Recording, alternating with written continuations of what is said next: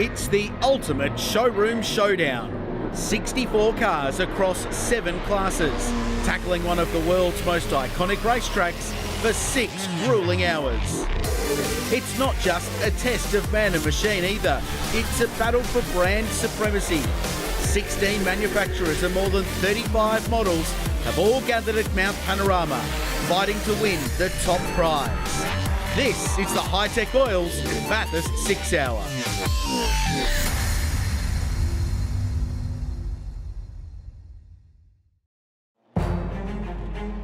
Hello and welcome to the 2017 Hi-Tec Oils Bathurst 6 Hour. It's Easter Sunday. We've got the biggest ever field for an endurance race here at Mount Panorama. 64 cars on the grid. Before we wave the green flag, let's have a look at the makeup of this race in closer detail.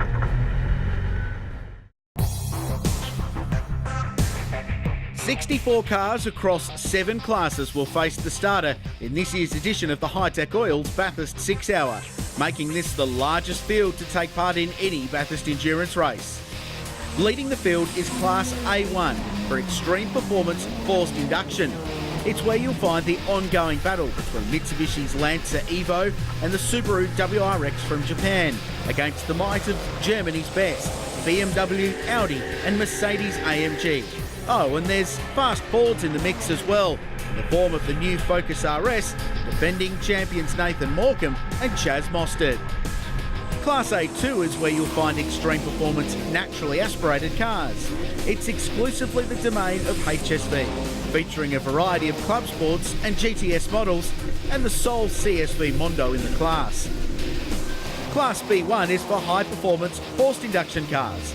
It's the home for earlier generations of Subaru's WRX and some of BMW's finest machinery. Class B2 is high performance naturally aspirated. 3 Holden VE Commodores have entered this class, bursting full of talent and bravado. Last year's warfare between the Renault Megane and BMW 130i in the National Series resumes this weekend in Class C for performance cars. The Toyota 86 is once again the car to have in Class D for production cars. Also included in the mix are cars representing Honda, Mazda, Nissan and Mini. Rounding out this diverse field of cars is the Invitational class, led predominantly by saloon car teams from Queensland and Victoria. There's also the lone Hyundai Excel, enabling car owner Scott Stevenson and his crew to live the Bathurst dream, no matter what the budget.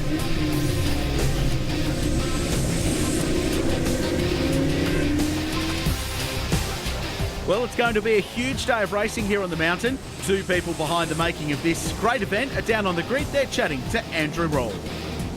Thank you, Corelzi. I'm with event director James O'Brien. And James, where else would you want to be on a sunny Easter Sunday than on the mountain for the Bathurst 6 Hour? It's always great to be here, particularly on a beautiful autumn day. And I think we're making a little bit of history today, Andrew. We think we're going to start 64 cars. I have to glance over my shoulder because there's a couple in pit lane, and if we do, that'll set a record for Mount Panorama and going back to 1938.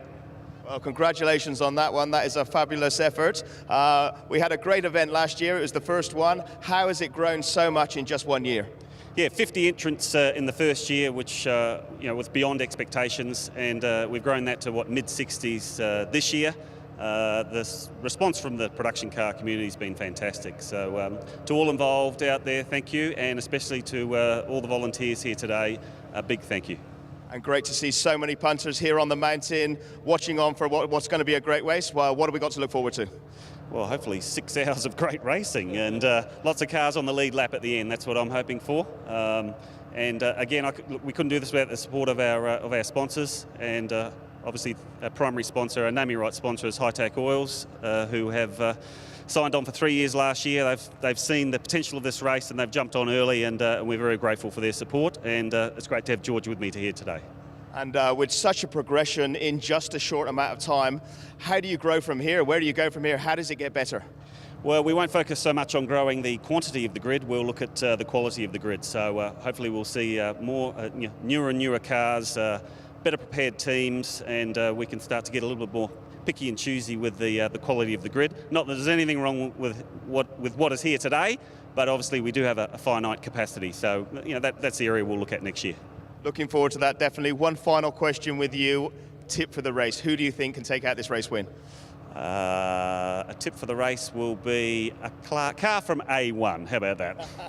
Sitting on the fence, great way to sit, James. And of course, you mentioned our sponsors. None of this could be possible without George Gambino and Hi-Tec Oils. George, great to see you back sponsoring the Bathurst 6 Hour. I'm glad to be back again with all our team from Hi-Tec Oils to help James do another great event. And you've signed up for the next few years. Tell me, how long will you be the naming rights sponsor for this fantastic event? Well, we've signed for 3 years. We had a year last year. We signed with James, then we said, yes, we'll do 3 years. So we're committed for 3 years, and we think we'll be here for a long time to come. And Hi-Tec Oils are synonymous with motorsport in the country? It is. It's starting to grow in the motorsport side of it now. We obviously sponsor a lot of things over the years, local and state stuff we do. But yeah, it's great. This is an iconic event for us. So we've actually put this as our main source of sponsorship and promotion and do the best we can here. And of course, Hi-Tec have got a great tent here. The punters around, where do they need to go and what can they get from the Hi-Tec Oils tent? Well, basically, we're national, so you just ring the head office and we have one in every state and territory in Australia. We're probably the only Australian brand of oil that's nationally now. And I put James on the spot and he sat on the fence. Who do you think is going to take out this great race today? Well, I know a few of them because we sponsor a few of them here as it is. The car actually behind me, he's a very good client of mine. So he won it last year, so I'm not going to say anything, but any of them are great. We have a great bunch of guys here and we sponsor a few guys now, so they're all good. We've got the Hi-Tec car here somewhere down there, so anybody wins. It's all, as long as it's safe and a good race, we'll love it.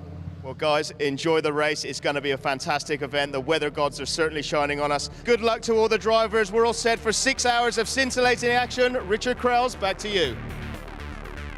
Thanks, Rosie. Great to hear from James O'Brien, the event director, and George Gambino from Hi-Tec Oils, who's put a lot into, both of them, into building this event and getting it to where it is. And what a foundation to build on after 2 years, 64 cars to start this race. And a great crowd here on Pit Straight and all the way around Mount Panorama as well. Thanks to everybody here at the circuit for coming out. Social media already going off. Don't forget, join the conversation, hashtag B6HR, to join us on Facebook and Twitter and Instagram. 64 cars to take the green flag for the Hi-Tec Oils Bathurst 6 Hour for 2017. It's Grant Sherrin and Luke Searle on the front row, then Rod Saminer, two-time winner of the Bathurst 12 Hour, alongside Ryan Simpson, who's a Porsche champion, and then Dylan Thomas and Beric Linton next. David Wall is just behind in 7th, and Devarshan Padiachi, Garth Walden and Jason Gomersal in the big V8 Falcon from 10th place. It's a perfect alignment. It's the biggest race in Australia, the biggest field Mount Panorama has ever seen in an endurance race, and it's about to start 6 hours of motor racing on Easter Sunday, the best racetrack in the world. We're about ready. It's the Hi-Tec Oils Bathurst 6 Hour for 2017, and it's BMWs on the front row waiting for the green flag. Perfect alignment.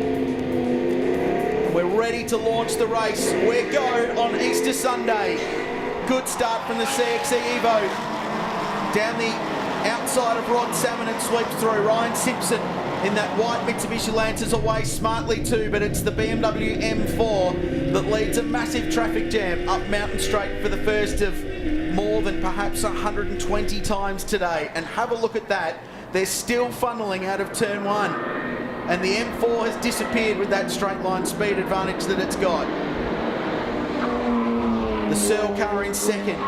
Good start for Ryan Simpson in that white pole performance Evo, jumping up into 3rd place.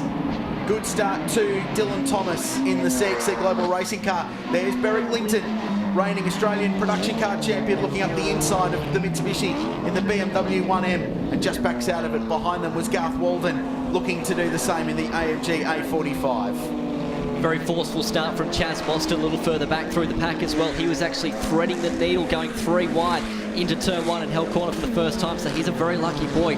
But you'll see here in a moment how Grant Sherrin will pull away. We saw going up Mountain Straight, but then the field will compress once they come back down to Forest Elbow.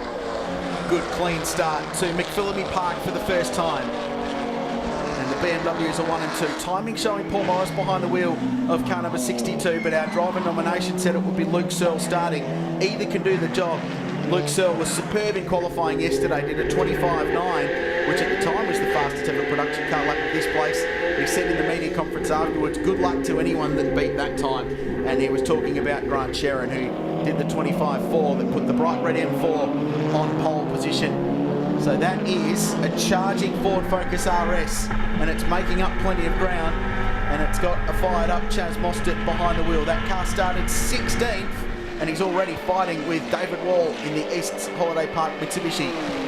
He's got Garth Warden in front of him as well, so it's almost like a traffic jam as they come down into the kink for the first time. Mostert will make that spot up there on Linton as they come through the kink, but it's going to be one of those races. Actually, here he comes now down the inside, so he's got Linton in front of him, now gets down the inside of the Mitsubishi and makes up that spot. It's going to be fascinating to see how many spots he's actually made up on this initial start, because I tell you what, he's been forceful, and that's what he needs to do. He's not far off the top six now. The teammates go side by side. Down the inside is Garth Walden on the Porsche race at Devarshan Padiachi, so the teammates swap spots.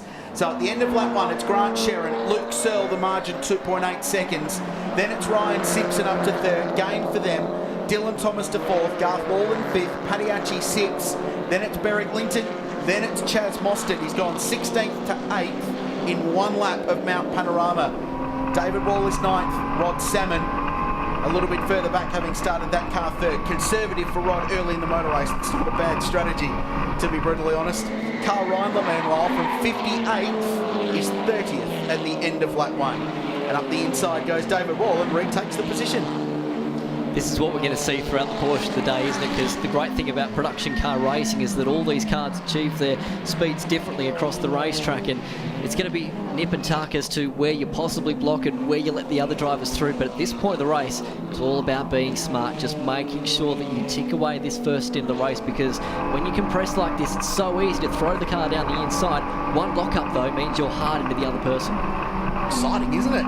How good was that? What an opening lap. How good was the traffic jam up Mountain Straight? And that shot of the cars still going through turn one as the leaders were going up to Griffin's Bend. Just incredible. 64 cars on the start. Cars in pit lane. And this was the car we touched on the formation lap. Aaron McGill and Aaron Tebb, a couple of Supercar Series regulars. Aaron retired from Supercars at the end of last year. It was a reasonably last-minute deal to get this program together, but his long-time sponsor Battery World jumped on board, and unfortunately they've come into pit lane. So dramas for Aaron's Mitsubishi Lancer Evo. What I love about this battle here between Wall and Chaz Mostert is they're treating it like it's a sprint race. I know. We're already only 10 minutes into this. This is fascinating to watch. Yeah, 5 hours and 50 to go exactly right now. So it's busy stuff, and Mostert goes past David Wall in the Evo. Beric Linton just in front in that BMW 1M. That's another really well-proven car. He'll share that with Orange's Tim Lay throughout the course of the race. And now Wally looks up the inside of Chaz at the kink at the Chase, which even in a production car is a 250 km/h corner, if you're in everything other than a BMW M4, I might add. This is some seriously forceful stuff, but look at that. There's the story. He's unhappy. Yep. Gloves got thrown out. Oh, he made the start. At least he can say he got to the start of the race. So Aaron Tebb won't get any laps. Meanwhile, this little squabble goes on. Mostert goes across the line. He's in 8th place. Beric Linton in 7th. They had turbo boost issues in the DPO and super cheap Ford Focus RS in qualifying yesterday, which restricted their pace. So basically they ran the session with 0 boost and still did it 2:30, which was a really good lap time. So the thing's got pace, but it is new car gremlins and a brand new car that was only finished a week before this race actually started. It's exactly what Chaz Mostert said on social media last night. He says just a couple of little niggling gremlins that you get with a brand new car. And I went down and spoke to the team just prior to this, and I said, are all the gremlins out? And they said, we should be absolutely fine and squeaky clean to go for this race this afternoon. So that's good news indeed. Their pace will be the biggest question mark for me, because they haven't had an enormous amount of running this weekend, Brian. So if they have got the kinks out of it, if it comes down to an arm wrestle at the end and they need raw speed, it might not be there. But it is a long motor race, and that's a very, very smart team with some really experienced guys behind the scenes as well. So we've seen the Battery World car roll down into pit lane, and Rollsy's found Aaron McGill. Thanks a lot, Richie. Aaron, heartbreaking to see you come into just one lap. It all started to go wrong on Friday. What happened? Well, I think I must have run over the Easter Bunny on Friday, mate, and it's just, we broke a ball joint which put it into the fence. and that just destroyed the car at the front end of it. The only thing wasn't busted was the battery, so at least Battery World didn't let us down. And then, look, we've just run out of spares, and it's broken the diff as I've gone out of the cutting on the first lap. It just went bang, so we haven't got another one. That's the end of the story. I know we haven't got another one. The boys must have put a hell of a lot of work in just to get you out there. Yeah, look, it's been non-stop since Friday when it hit the wall. It was a pretty big crash, obviously, and we've used every spare part we've got. And that's the way it rolls, but I'm just tired of it rolling my way, you know. Well, it was a miracle you got to the start line. If it's any consolation, you were the 64th car to start, making it a record-breaking field here at Bathurst. So take that as some consolation. Well, Rosie, it wouldn't have happened without Battery World. I know everyone plugs their sponsor, but they've been so good to me, and I've let them down, unfortunately. And there's, hopefully we'll be back next year. It's a great event for what James has done, and everybody, all the volunteers. Fantastic event. It's only going to get bigger. We'll be back. Well, put your feet up, enjoy the race, and we hope to see you back next year. No worries. Thanks, Rosie. Thanks. Thanks, Rosie. What a shame for Aaron McGill, but he took that in good grace, and we hope to see that team back. Bathurst Spirit fighting on, and we've got a car in the wall. It's car 69. It's the class leading car from Class B2 all weekend long. B2 being the high performance, normally aspirated category. He's gone past the grey Gomersal Falcon. So this is Ford v Holden here, folks. Oh, wow, and contact with the Bilstein car. So he went round the outside, had a big lose, so might have got out on the curb and then made contact. Keeping in mind 12 months ago, that car was in fact involved in another incident and still actually managed to win the race. So even though you might have dramas early on in this race, it doesn't mean for certain that you're going to be, unfortunately, out for the rest of the day. If they can recover and just keep on plugging away, they might just make it up come the end of the day. Yeah, Crincorp Racing, they've had a really good program and did a lot of development and testing on that car coming into it with Joe Crinelos, Tony Virag, who's hugely experienced in big cars, and Anthony Loscialpo, who last year ran in the V8 Touring Car Series part-time. So, really experienced outfit. The beauty of this race, as you mentioned, is that you can afford some injury time, so you can sit on the bench for a bit, get the car back into the game, and still get yourself on that Bathurst podium at the end of the motor race. And we're just waiting, and we hear safety car. So yeah, safety car boards and flags for the first time today. There were 6 safety car interruptions in the race in 2016.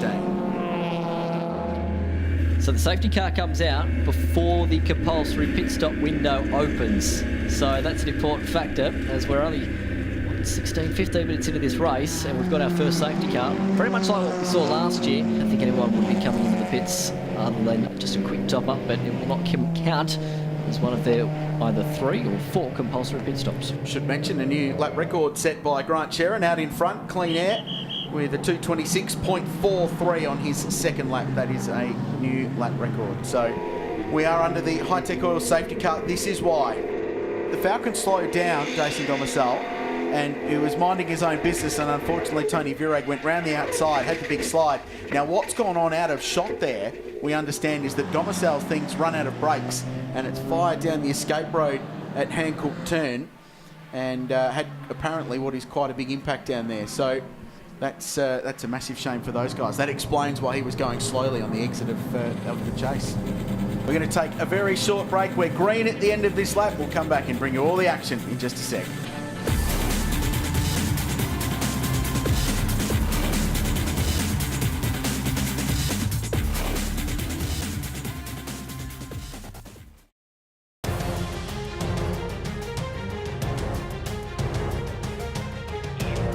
Welcome back to Mount Panorama, the Hi-Tec Oils Bathurst 6 hour for 2017.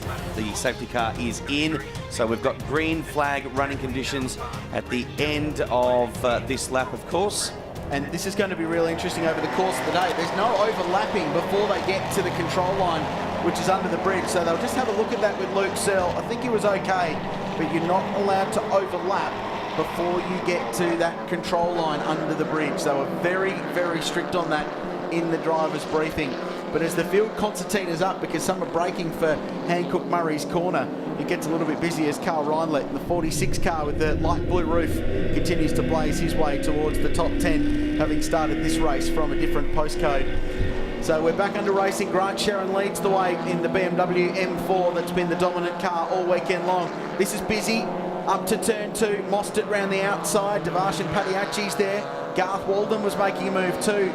he was trying to work his way past on Dylan Thomas, but couldn't quite get the move done as Mercedes and Mitsubishi squabble on the run up into the cutting. We were lucky on that restart in the fact that there was no lap traffic in front of our leaders, so obviously that overlapping issue is going to be a major factor later on once we get those cars mixed in with those lap runners. But so far not too bad on this restart. But Mostert, I tell you what, he is seriously being very aggressive in this first stage, as he has to be. Of course, starting down there in position 17, making his way solidly inside the top 10. Wow. And this is a big move now at the top of Mount Panorama, going into Skyline. Wow, McPhilby Park is going to see a lot of that action, I reckon, in this first stint with Chaz Mostert. He's never been accused of not being completely committed behind the wheel of a steering wheel, behind the wheel of a racing car, Chaz Mostert, and he goes past Garth Walden, who gave him racing room. What a bit of racing that was.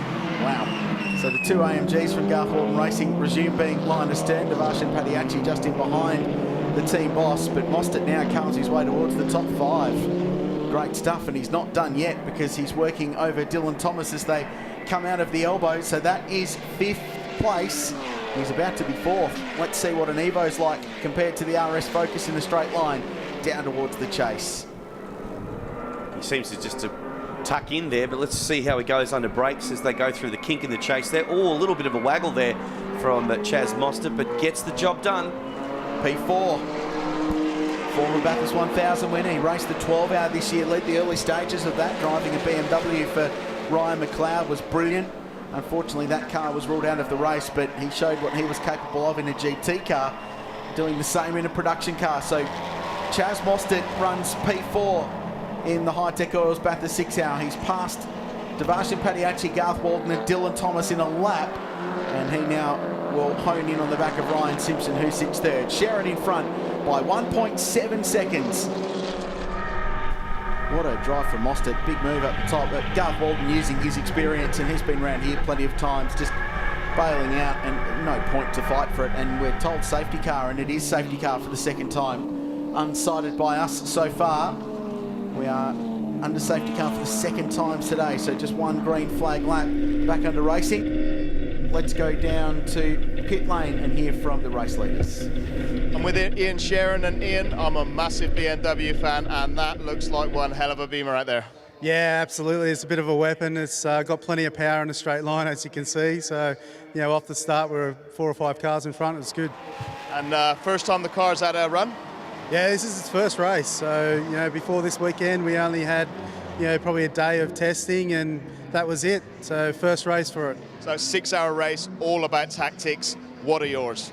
Look, it's just hard to tell. There's so many cars, and there could be so many pit stops, and, you know, like, yeah, we've seen a couple of safety cars already.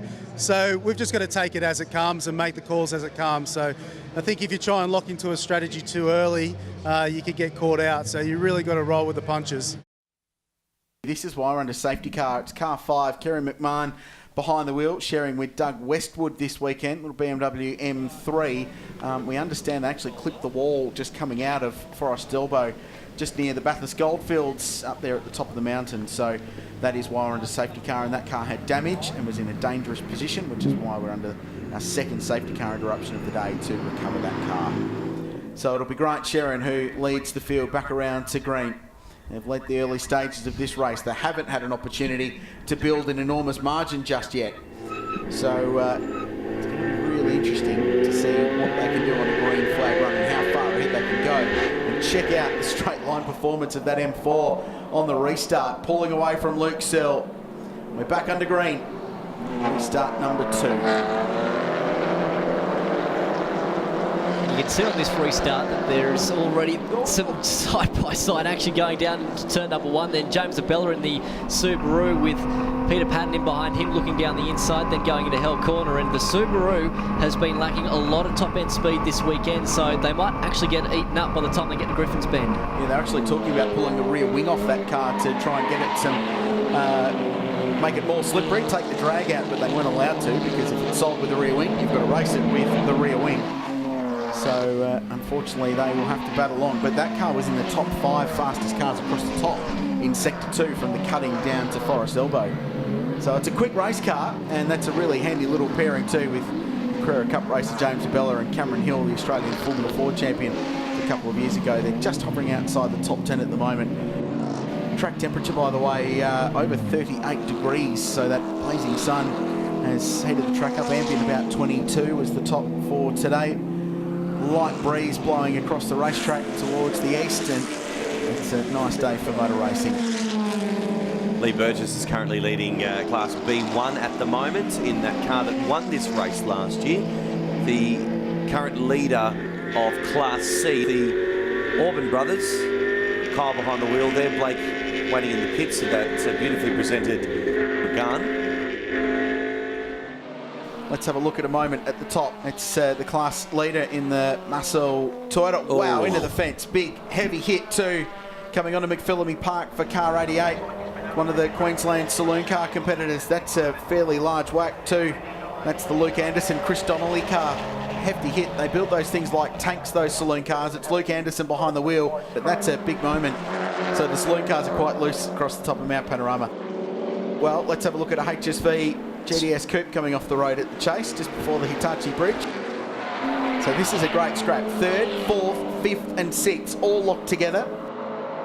Look at Reinley here moving this car over on the racetrack, trying to find a way past Garth Walden. You know that Walden's not going to give him an inch, but just as we saw there a moment ago, he was a little wide coming out of Griffin's Bend that time by, so it might have been an opportunity. There's an overlap here as they come through the left-hander into the cutting, but holding the inside line at the moment is Walden. And look, just in behind them, David Wall is saying, you boys keep fighting, because I'll come into this and I'll join it as well. The Reindler thing's clearly got speed to burn over Garth Walden, but the Merc's a little bit quicker in a straight line, so it makes it difficult to overtake. This is a big story because this is the fastest car in the field, still sitting in pit lane, and they're now a long way down the order. They're back out, but that's a long stop, and they're several laps off the pace. And even though they've got 5 hours to go in the motor race, to come back from here will be an enormous effort. They were stationary for 8 minutes and 49 seconds, so there you go. Did Carl Reinley get by Garth Walden? Yes, he did. So we just cut away as they went side by side over the skyline at 170 odd kilometres an hour as the world disappears beneath your steering wheel. So he's gone through. So Reinler elevates himself to 3rd place. Walden back to 4th, and they've just dropped David Wall a little bit. Let's find out what went on with the Sharons. Andrew Rolls on the spot. Thanks, Krelsey. Ian, an unscheduled pit stop there. What happened? Grant just said he heard a pop and lost a bit of power. So obviously a hose popped off. We come in, Jimmy was onto it, found it straight away. Just took a little bit of time to get it back on and get it up nice and tight so it doesn't happen again. But yeah, this is one of those things, new car, yeah, it's what happens. Better it happens now than in 5 hours' time. Yeah, well, we've still got plenty of time to try and work back into it. So who knows what else is going to happen. We've still got plenty of speed, plenty of time. We'll give it a crack. And there's nothing like a challenge. Absolutely, we love that. Good luck. Thanks. So we're an hour into the Hi-Tec Oils Bathurst 6 hour. Here's how the classes look. It's Luke Searle leading the way, Ryan Simpson next, and Carl Reinler in 3rd. Garth Walden is 4th. We saw that great fight for the final spot in the top 3. Then David Wall is 5th, Devarshan Padiachi 6th, then Mark Eddy up to 7th in the TTRS, and Beric Linton, Rod Salmon and Lee Burgess rounding out the top 10. So that's the Ridges leaderboard. The classes, that's how they stand. It's Graham Muir on top in the VE HSV in Class A2. Brian Walden leads the way. The defending winners on top in their VE SSV Redline in B2. The Auburn boys from Bathurst lead the way in Class C. Jimmy Vernon still on top in D, and Colby Cowan in the saloon car leads the way in the invitational class with thanks to Century Batteries. There's the leaders. Morris getting in. That very well-known floral Hawaiian shirt spec helmet jumps in, and Luke Searle, who has done a very, very good job this weekend. It's the best I've seen him drive. Lapping qualifying was outstanding, controlled and measured out in front in the face of safety cars in this race. The drive of the day so far, there's been some great performances, but it has to go to Carl Reinler, who's ridden the Bathurst roller coaster this weekend, but he's down in pit lane chatting to Rolsey. Carl Reinler, 59th to 2nd. Wow. Yeah, it was a lot of fun out there. Pretty crazy at the start. It was a bit of a roadblock, to be honest, up until halfway up the hill, I reckon. I thought I'd actually pick off a few more early on, but there's only so much you can do. We are in a four-wheel drive, and I did contemplate taking to the grass a couple of times, but I didn't think it was probably appropriate. I'm sure the guys upstairs wouldn't have been too happy with me, but just plucked them off one by one. I've never really done a race like this before, so as you can see, big smile on my face. I'm having a good time out there, and despite the drama we've had the weekend so far with obviously the drive shaft issue earlier in the weekend and being relegated to rear of grid after qualifying third, we're back into a position that we feel we should be, where our car is capable of running. We've got Andrew in the car now. It's up to him for the next at least hour or so to keep it up there and just nurse that car. And on that, I can bring news that car 29, which is the second of two cars from Garth Walton Racing's AMG squad, they are likely to get pinged for a pit stop infringement time, not being underneath 2 minutes and 30. Come back to that. Let's go down to Rawlsey again. He's been busy in pit lane, Rawlsey. I'm with Rick Shaw, Category C. You're right up there fighting for that first spot in Category C. How was your drive? Look, the drive was great. It got a little bit boring there at one stage because there's been a lot of yellows and safety cars. But once we're going and racing, I think that's what everybody wants to do here. We just settle into a groove, really enjoying it. The Biodynamic RX-8 is going brilliantly. The crew's going even better. They're just doing a marvellous job. We're like a well-oiled machine at the moment. What are your plans from here? Well, just to trying to keep on the state's lead lap of Class C, so that when it gets down to the last hour, we can actually go and race. And that's our main prerogative, just stay with the leaders. We don't have the horsepower in the RX-8 up the hill that they have, but we're much faster across the top. So Berwick Linton, they didn't pit the number 80 Alfera Bruce Linton BMW 1M, and they have stayed out, and as a result have taken the race lead. Meanwhile, battle for position, Cameron Hill, Australian Formula Ford champion a couple of years ago, young man from Canberra, who won the Formula Ford Championship at Wakefield Park, not far from Canberra. It's a pretty big day, and Alan Webber was on hand that day when he took that title, watching on.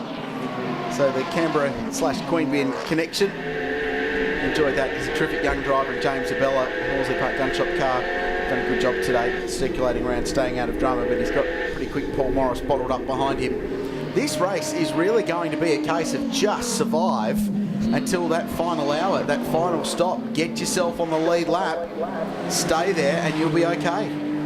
If we do get a safety car, keeping in mind the Berwick Linton Tim Lane BMW, looking at how it's worked for them, I mean, they've been able to get 1 1.5 hour stints, first stint, this stint as well. If they do it again, I mean, they're looking at making the race on 3 stops. Them being a Class A1 car, they've got to do 4 stops. So I'm not actually sure how it's going to work for them right now. Just saw a shot there of Robert Hughes exiting that car that stopped just before the dipper, and it will be a safety car. It's a busy old place, the mountain. Get to see what happened to the Allsport Motorsport car. The other one has been performing reasonably well. Hadrian Morale is behind the wheel, currently scored in 33rd place. So this is it pointing the wrong way. Was it helped? It was. It looks like it by car 7, which is Ryan Simpson behind the wheel. So does Linton and Lay pit? The answer is yes, they do. And as Brian was speculating before, I think they had to. We might be able to hear a little bit more from one of our leading cars. Andrew Rolls has found Jim Policina. Jim, we just saw a replay there involving your co-driver Ryan Simpson. What are your thoughts? Oh, mate, I wasn't in the car, couldn't see what happened. I don't think he's done anything, but yeah, I think we're right. Great start to the race from you. You seem to be having far too much fun out there at the front of the pack with the likes of Chaz. Yeah, it's great out there. There's a lot of respect amongst the drivers. Everyone's generally leaving room. Car feels very strong. We'll be in a good position at the end of the race.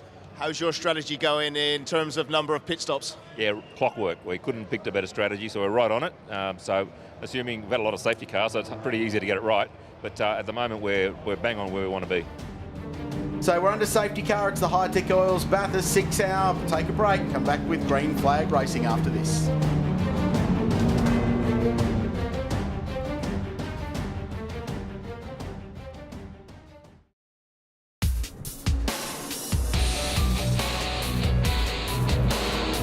Welcome back to Mount Panorama, Hi-Tec Oils Bathurst 6 hour, and we're in another safety car period. Lights will be out on the Hi-Tec Oils safety car this lap. It'll be Paul Morris leading the field back to green. Another restart where everyone in this field will hold their breath and try and get through one lap, and then two, and try and get a race run going. Easier said than done. Well, so far today, yeah. 6 in the whole race last year. I think that 500-mile mark we were talking about at the start, 130 laps, I think it's safe. I think we'll be in race record territory today. Away we go. Another restart. The Hi-Tec Oils Bathurst 6 Hour. And a beautiful afternoon in the central west of New South Wales in Bathurst town. It's Morris, Simpson, Andrews, O'Dowd, Josh Heath in car 52 up to P5.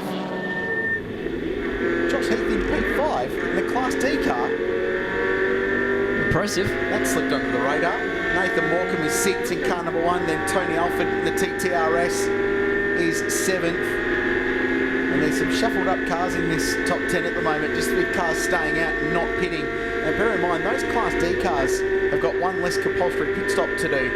So, well, Josh Heath has only done the one pit stop so far in the 2 hours and 3 hours and 20 minutes. Yeah, they last pitted an hour and 20 ago, so yeah, they could probably go a little bit further. They are there on track position. They have only completed one pit stop, and all the safety cars have meant that their lap speed differential between the leaders, and they're probably 15 seconds a lap slower on average than the leaders, means that they haven't dropped off the lead lap. So Josh Heath is P5 in a Class D Toyota 86 on merit, 100% on merit, for just preserving and staying out there. And that's what we love about endurance racing.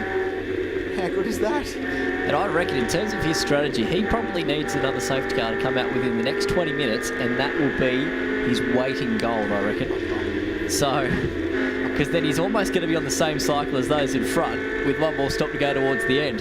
Josh Heath, driving with his father, Graham Heath, this weekend. They've got Megan, the 19-year-old, as the team manager this weekend too, so it's the full family affair down there. It's turning out to be a masterstroke. There's some mixed up, muddled up results because of all this. Chris Sutton in the number 3 car that won the class last year, they're inside the top 10 as well, so they're 9th. Now, they aren't actually going to tumble down the order if we get some green flag running, but wow. And 46 gets a black flag for a restart infringement. That was on the previous restart, so that's the Richmond Reimler car, so they hadn't served that penalty yet.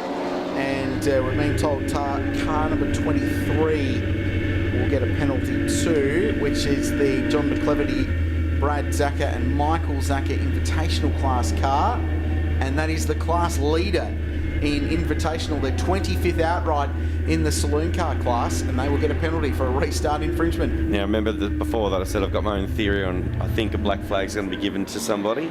It was car 46. Yep. I just didn't want to say anything at the time. And here it comes in right now. Yeah, okay. So all that hard work to get back on the lead lap, and they're only going to lose 32 seconds. They won't lose a lap through this, but they'll go right to the very tail end of that queue. But, I mean, that's the way this race is playing out. If you're on the lead lap after the final pit stop, it's anybody's game today. And all these safety cars early on have helped that. They've just kept cars that perhaps shouldn't be in contention. It's kept them in the race. And ordinarily, it's like drive-through penalties would kill your day, but not today. It's not so much of a drama. As Ryan Simpson works his way past the Kyle Orford BMW 1M. 5.7 seconds behind the race leader, Paul Morris. Just going back to that battle for Class D again, so you got Josh Heath 33 seconds off the race leader. The next person in Class D is Chris Sutton in the number 3 Toyota 86. They're only really 7 seconds away. Yeah, it's a good battle. And even Jimmy Vernon is 3rd in Class D and still on the lead lap of the race in 18th place outright. So those Toyota 86s, they're remarkable things, and they just pound around, and by virtue of not having to stop particularly often in the motor race, they continue to go on. So they've done one pit stop in the first 3 hours and 23 minutes of the race. They've got to do 2 in the last 2 hours and 36, so they'll get punished a little bit in the second half of the race. And speaking of that outstanding performance, Rolsey's found them in pit lane. Graham Heath, the Toyota 86 Class D car burning up the track. Yeah, it's going really well at the moment. Josh is out there just circulating around. We've told him not to kill it off, but yeah, he's going really, really well, quicker than he's been around here before. So this is his first trip to the mountain, so yeah, really good. And how was your stint? Obviously, you've set him up in a fantastic position. Yeah, look, I actually came in third position, so he's put us up to the front. So, yeah, superb. Look, we were just shadowing the other guys. It's a quick race out there, a lot of safety cars, so we'll just have to see what happens in the next couple of hours, yeah. How's your strategy going with the safety car? Number of pit stops, and what have you still got to tick off to get through this race? We've got 2 more pit stops to go, but we're on our strategy at the moment. So safety cars, we'll keep our fingers crossed, but yeah, all will be good, I'm sure. Class D car, overall podium finish. Is it a chance? No hoping. No hoping. No, look, I'll just be happy to finish, absolutely happy. So, you know, to do this with Josh, good stuff. And what words of advice did you give him when you did your changeover? None. And I'm not talking to him, I'm just letting him go. Absolutely, let him do his thing. He might give me some when he gets out. Well, he's looking great. The team's looking great. Good luck. Thank you. Cheers. There's some interesting emails going back and forth with race control as well.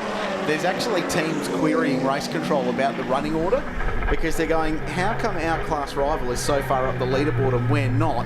We're in identical cars, but that's just the way the race is played out. There's still 2:33 and 38 to go, so I wonder what's more to come. But at the moment, there's going to be at least a dozen cars in the lead lap going into the final order if it runs the way it is. So, and they've all got plenty of firepower. And just to show though that point, how quickly those Class D cars. So Josh Heath was 5th 2 laps ago. He's now 12th. And that's not a black mark against his name. That's just the performance differential between the Class A cars and those further down the field in the classes. But it is great to see those class battles so strong throughout this race. And Chris Sutton closing in actually a little bit, it looks like, on Josh Heath and Jimmy Vernon, still well within contention. So here in the game, where's the Sherrans? So they made the stop. So they're scored in 30th place now, so they're only 1 lap behind the leader. So they made that stop under safety car. So under the next safety car, which sort of feels inevitable, but I wonder if they stay out, get that lap back, and then worry about strategy after that. Surely you just get yourself on the lead lap. I mean, Lazarus-like comeback from them so far. They were 3 laps down. They spent 8 minutes in pit lane, Brian. It's just stupendous, isn't it? How they can be back in the fight just about with, well, the second half of the race to go. I mean, that would have to be the biggest mountain story or mountain win, I think, in the history of this place. Speaking of the Sherran entry, we're following it now under the Hitachi Bridge. Coming down, looking left, looking right on the number 11. Probably just opt to fall in behind, but probably will get him on the straight here. Oh, based on the straight line speed of that thing. Yes. It'll get everything on the straight. So that's another one down. So it's now 10 cars away from being on the lead lap, basically. Just an update from our friends at Car 77. That's the BMW 1M. Anthony Saul, Adam Burgess and Craig Burgess. They've had a pretty shocking day. They had quite a lot of damage on that car, but they've spent some time in pit lane repairing the damage. Adam Burgess now behind the wheel of Car 77 and back out, and just got on the radio and said to his team, thanks guys, nice Guess job. what's coming back out? It's the Nissan Pulsar. Oh, brilliant. Number 33 is just traversing the lane now. That's an amazing performance. That car blew an engine earlier in the motor race. It's 19 laps down. There is some seriously impressive, great stories up and down this pit lane at the moment, which is great to follow. And nice to have that car back out there. Look at this though, it's all on at the front of the race because down the inside now and a change for position. Ryan Simpson goes to the race lead, getting underneath Paul Morris there at the chase. So another lead change at the moment as they come down towards the Hancock Tyres Murray's corner and looking all over the racetrack. You can see at the moment that the Searle Morris entry is trying to find a way back past, but Ryan Simpson will now take the lead of the Hi-Tec Oils Bathurst 6 Hour after 62 laps. And considerably as well, meaning that he's just going through the chase there now is about 2 or 3 car lengths in between them, so he's really giving it the boot. Well, I mean, this team has just sort of played themselves into the race because they're 10 cars in third. Here's a look, good run through the kink, so he got in the toe of the BMW, and much like the Focus RS, the short wheelbase hatchback style cars, a little bit less stable under brakes, and that's just a textbook Mount Panorama overtaking manoeuvre from a guy that's done a few of those in his life, Ryan Simpson, who's got records in both the GT3 Cup Challenge and the V8 Touring Car Series for most race wins in a row. Terrific driver, graduate from Formula Ford. He's part of the Sonic Motor Racing stable of young guns. The seemingly hundreds of drivers that Mick and Maria Ritter from Melbourne have churned out over the years. That amazing program down there. Stepped back from racing anything at the start of last season and hasn't driven too much in the last 18 months, but certainly hasn't got rusty, has he? Leads the race. A nice pass on Paul Morris, and the Evo gets itself back in front. There's so many different strategies in this race at the moment.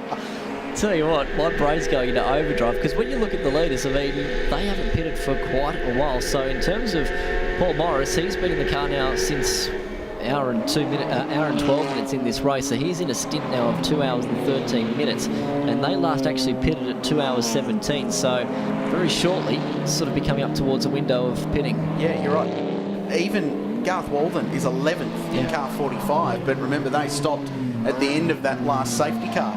So they're out of sync with those around them, but they're only 57 seconds off the lead of the motor race. So, and they're on the lead lap. And it's different again when you go to the Ryan Simpson, Jim Policina car, because they last pitted for their second stop at 2 hours and 46 minutes. So again, two different variations of strategies for our race leaders, about half an hour difference. But they've still got time to burn out in front of the race, don't they? They've probably got another 15 minutes at least at this pace to build a bit of a margin towards that next pit stop. Nathan Morecambe's up to 4th. We're just running through the timing monitor here, folks, because it's pretty busy and it seems to change quite regularly today.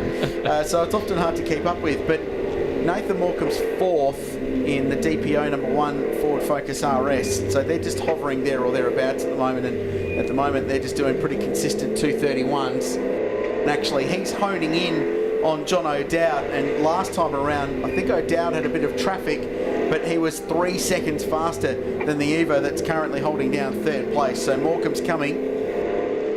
Tony Alford back up to P5 in the Audi TTRS. Jacob Andrews shuffled back to 6th place. Ben Porter is up to 7th. So car 29, which had a penalty early on for a safety car infringement, I think that was infringement V1.0, because there's been 4 or 5 different iterations of those today. They're back up to 7th place, so that's the car he's sharing with Rob Woods and Devarshan Padiachi. Timmy Lay's 8th, so they let that race pitted under caution and have resumed. Rod Salmon 9th, so he's taken over the number 12 AMG from Nathan Antunis, and Garth Walden rounding out the top 10. What's going to be a big point at this part of the race now is going to be driver time. Let's use this one as an example. So Garth Walden is currently in the car right now. They last pitted at 3 hours and 15. Now, Craig Baird did a stint of 2 hours and 3 minutes. So therefore, Craig Baird needs to step back in that car at least no earlier than with 2 hours and 27 minutes of this race to go. Otherwise, he will exceed his 3.5 hours maximum driving time. And I hate to bring up old wounds, but that will be a familiar story for Craig Baird at Mount Panorama, because if you turn your minds back to when we were fortunate enough, some people were fortunate to have 2 Bathurst 1000s in a year. Yes. The 2-litre race went the way of BMW in 1997, and it was Craig Baird who crossed the line first with Paul Morris. Unfortunately, they were disqualified for exceeding Craig Baird's driving time. Fairly perilous moment. That's the 23 car that was actually leading its class. Just check and see if they are still. Ash Jarvis back in front in Invitational now. So they had a penalty, didn't they, a couple of laps ago that they had to serve for that restart infringement. Off at the chase. Car 65. Proof that you give a guy a rap and it ends up parked off the side of the road, because CXC Global State just gets worse with Jacob Andrews and Mark Griffith looking like their day's done. It doesn't look like it's buried. In fact, it looks like it's still sitting on grass.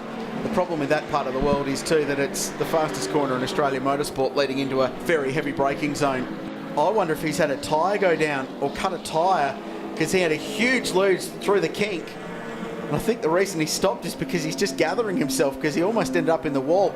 And one of our leading contenders, Tim Lay, had to take massive evasive action to get out of the way as his teammate Beric Linton gets himself ready to jump back in that car. So I think they've seen that car parked, and actually Tim Lay showing as being in pit lane. So he was on an in-lap.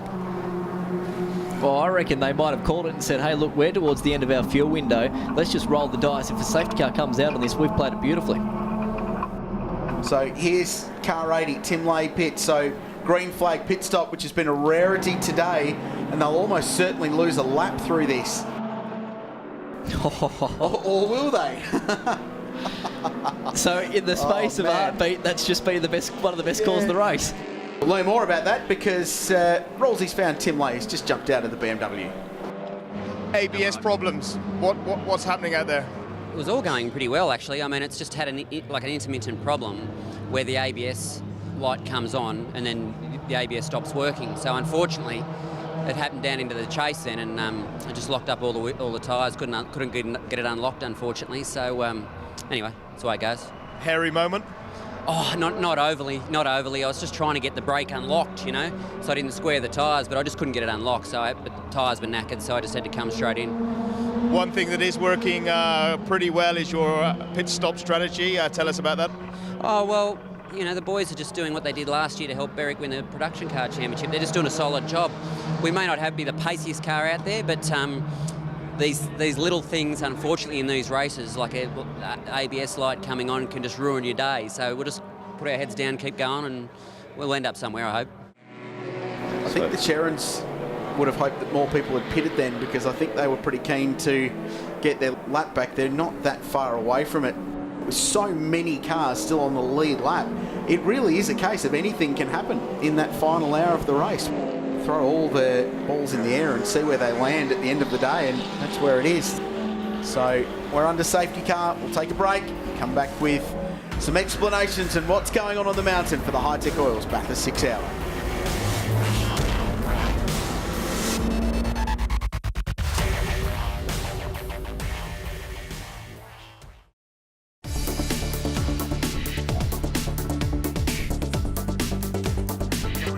You're back at Mount Panorama. It's the Hi-Tec Oils Bathurst 6 Hour for 2017. About to resume with plenty of this race to go. Recovery done for the number 65 CXC Lancer. While we're under the safety car, we should mention that there's been pit stops. Morecambe and Morris both pitted under the caution, and that's elevated Garth Walden in the AMG Mercedes to the race lead. And look at this. Down the inside, 3 wide, Chaz Mostert trying to get past these lap cars as they sort themselves out through turn 1, and gee, that looked hairy. Jim Policina, former leader, pitted, now 12th. Sharon on the charge now. 15th. Watch them march up the order. Watch them fly up the order. Andrew Richmond is next target, the inside of the Camry. Bunch of cars pitting beneath us. So Berwick Linton needs to pass Garth Walden here because he needs to clear. Wow, oh, hold your breath. 2 and 3 wide through the kink at turn 3. The run up into the cutting. Marcus Ambrose and Greg Murphy know that bit of road well. Just to add to the list of memories. So for this race to work for Berwick Linton, he's got to pass Garth. He's got to get by the AMG. And yes, they've got a pit stop up their sleeve. And as we explained before, their race will come to them in the final hour because they've got that one stop to make and they can dictate when they put the co-driver in for the run to the flag. But if you're not on the lead lap, you're not going to win this motor race because there's so many cars on the lead lap. It's so difficult to get back on it. At the moment, there is 16 cars currently on the lead lap, but that will change once they all cross the control line there, so it all cleanses itself. Walden by 1.9 seconds. That white bonnet going through your shot now is the BMW that's second with Lee Burgess. Then it's James Abella in the Subaru. Carrera Cup game. Races for McElroy Racing. Won the Jim Richards Endurance Trophy in GT3 Cup Challenge a couple of years ago. Handy little talent from the west of Sydney. He and Cameron Hill have flown very much under the radar today. Haven't seen much of them, but they've continued to battle on. Benny Porter is 4th in the number 29 GWR car. Rod Salmon 5th. Kieran Pilkington 6th. Then Vernon, Rick Shaw, Luke Searles back up to 9th place. We're watching him carve his way through the field. And then back to Chaz Mostert and Mark Eddy in the TTRS. In fact, Mostert has passed Luke Searle that time by. So Chaz will be up to 7th, you'd think, as they cross the line. Oh man, 3 wide. Wow. I say 3 wide like I'm surprised. Yeah. How many times have we seen that today? Luke Searle had that thing dead set sideways off that ripple strip just then in Hancock Murray's corner. So here's a look, replay down at Hancock turn. Chaz Mostert in front. We're watching Luke Searle dive down the inside of a lapped Commodore. That's the Walden entry. Yeah, just up on the exit curb there. Won't be too much of a drama unless they've caused some tyre damage with the back of that curb. We've seen here before that cars that use curbs a little bit too liberally can get caught on the back of them, and around pointing the wrong way is a BMW at the exit of turn 2, and after the dipper and probably Forest Elbow and possibly McPhillamy Park, that's not a great place to spin. And Grant Sharon, you know it's Grant because Grant wears glasses, so G for Grant. He is watching on in pit lane, and they might get another safety car that will help their cause here. I wonder if that BMW can get itself turned around. So that teed off earlier.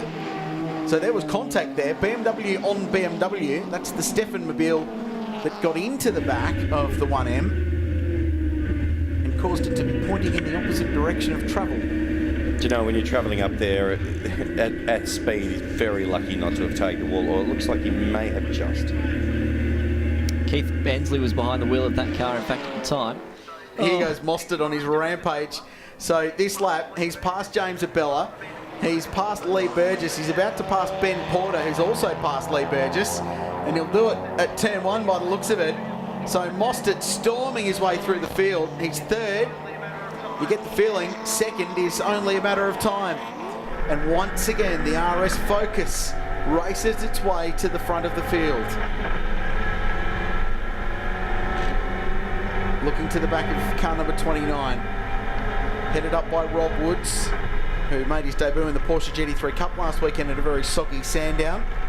This is his first visit to Mount Panorama as well, racing with Devarshan Padiachi and also Ben Porter, who's behind the wheel at the moment. Just showing at the moment that Ian Sharon is in fact, no, he's just gained the lap back. He's 10th. They're in the top 10. My goodness me. They're in the top 10. They're 50 seconds from the leader. And you know they've got the speed. Extraordinary. Especially when it's quick going up and down the mountain, so it should theoretically be somewhat easy to pass these cars. And a whole bunch of cars actually have just punched out their fastest lap of the race. Garth Walden last time round did a 28.27 on lap 75. Chaz Mostert did a 27.2 on lap 75, so he's flying. And Kieran Pilkington actually did their car's best lap last time round. It was a 34.9, so they don't have the outright pace. This is hairy. What's Mostert going to do? Just sits in behind the AMG at the moment in the battle for second place. So the pace is now hot. Now they've got some green flag running. And quick lap time. So Garth Walden just trying to build this margin. And 14.7 seconds, tell you what, probably the biggest leading margin in the race so far. There goes Mostert through. He'll grab second place. Hot hatch from Ford v hot hatch from Mercedes AMG. Let's see who's quickest in a straight line. Ben Porter won't give this up too easy, and that AMG has got some grunts. We heard Nathan Morecambe talking before that they just don't have the top end they like, and there's a definitive example. So if that's the final lap of the motor race, if that's the fight for the victory, you'd probably give it to AMG. Or you'd give it to Chaz Mostert because he bombs it down the inside and grabs the spot. You'd probably fight a bit harder if it was the final lap if you're in there, but... What a major dive bomb move.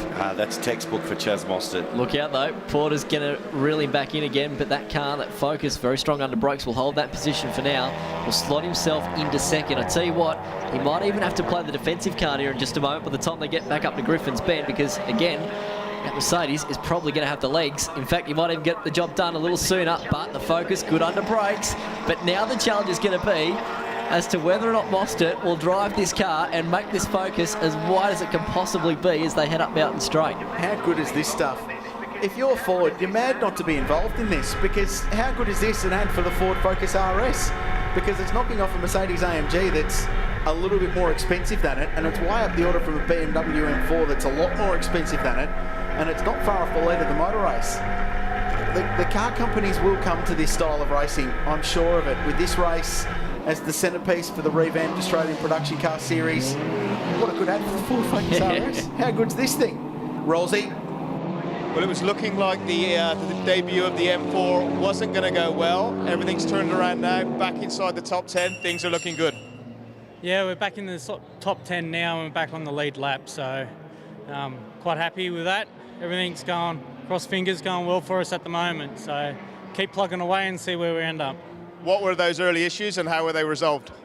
Oh, look, we had a hose pop off, so we came in and we fixed that hose, and yeah, that's all it was. Just took a little bit of a while to fix, but you know, we've got back out there and just plugged away and see what happens. Well, if he's playing poker, he's not giving too much away about his hand there. Grant Sharon will bring that car home. When is the question of time? I think Brian van der Wacker might be able to tell more of that. I've just had some interesting text messages come through, and the number of people watching this race is quite amazing. But g'day to Renato Liberto, who's a guru race car driver associated with Italian brands, and I'm not sure what he could bring out to race in this race next year, but he was actually asking the question, any chance of rain? And I know why he'd asked that, because with the way the sun is, looking at some of these clouds, it does look a little bit dark, but I can tell you there's nothing on the radar. There is 0% chance of rain occurring in this motor race. Just need someone to go up there and put the hose out. That'd change things up. 15.7 seconds from first back to second. The Orban brothers here on screen. In fact, they've had a bit of a disappointing day as well, unfortunately for them. Their first stop was about 18 minutes long, so the actual steering wheel actually came off, believe it or not. Speaking of weird parts and weird things that go wrong in the race, so they actually had a steering wheel come off their race car, and then they also had a fuel leak at the same time, so unfortunately not the day that they've been hoping for. And that's something that you don't want to have happen coming down Conrod Straight, unless of course you've got a pair of vice grips in the car you can just grab around the thing and steer with. That's happened here in the past. I know, I'm sure. Yes. What we're watching at the moment is a very interesting battle between AMG Mercedes and BMW, who Luke Searle dives to the inside of Ben Porter. Now Ben's due a stop because their stint length is agonisingly close to 3 hours, we're being told, so they might need to get themselves in the lane fairly soon. We'll get Brian to crunch the numbers on that one. I've thrown my stats away. It's just impossible to keep up. Brian's got it covered. So Luke Searle, this is for track position. It's for 3rd and 4th place. Mostert up the road. He's got the gap to the leader down to 13.1 seconds. But Garth Walden's got busy and he's caught Beric Linton and trying to put that BMW down a lap. And you might think, why is he trying to do that? Well, if I was leading this race, the less cars on the lead lap, the better for me, because there's still so many of them in contention for this motor race. The more that aren't, the better for your hopes towards the end of the motor race. And here these two go again, side by side. No wonder they're watching closely. Their car's getting attacked. And Luke Searle, well, Paul Morris said in pit lane that he thought he was the right guy to bring the car home. So far, so good. Last time round at the control line, 2/10 of a second they were apart. You've got to be careful that you're at this point of the racetrack. Look at how much room they're using. Porter was all the way up to the grate then, and then some, as they'll come up to the top at McPhillamy Park again. Well, Ben knows how to get the most out of these cars. He's part of a group of a lot of Australian racing car drivers who do driver training for Mercedes and AMG in Australia under the leadership of Peter Hackett. So he knows how to get the most out of an AMG A45. He's certainly doing that. That car is moving around considerably under pressure from the BMW, but look at this. Lights ablaze, both of them. Still an hour and 31 to go, mind you. Just throw that out there. I think the AMG is going to stretch its legs just a little bit here down Conrod Straight. Ian Sherrin, by the way, is now 9th. And last time round was the second fastest car on the... No, yes, second fastest car on the racetrack behind Chaz Mostert. So he's 41 seconds from the lead. So 5 laps ago, he was 50 seconds from the lead. He can do it. He's still an hour and a half to go. It's not like he's just unlapped himself within the final 15 minutes and then it's a massive drama to try and get yourself or get a lucky safety car, which is what they needed last year, ironically, to win, because they were on the back of the lead lap. Here we go, great run out of the final corner, a little bit of hip and shoulder this time, and Luke Searle finally looks like he's going to clear Ben Porter in the AMG. The Merc's got better top end, but Searle's got the right driving line into Hell Corner and finally wrestles P3 away after a war that's lasted 3 laps. That's been going on for a long, long time, this one, as we got a shot of the Brian Walden machine. In fact, interestingly enough, what sources tell me it's actually going to be Brian Walden's last endurance event. Oh, really? This weekend, yes. Hanging up the helmet. We're going to take a quick break here at Mount Panorama for the Hi-Tec Oils. Bathurst 6 Hour will return shortly.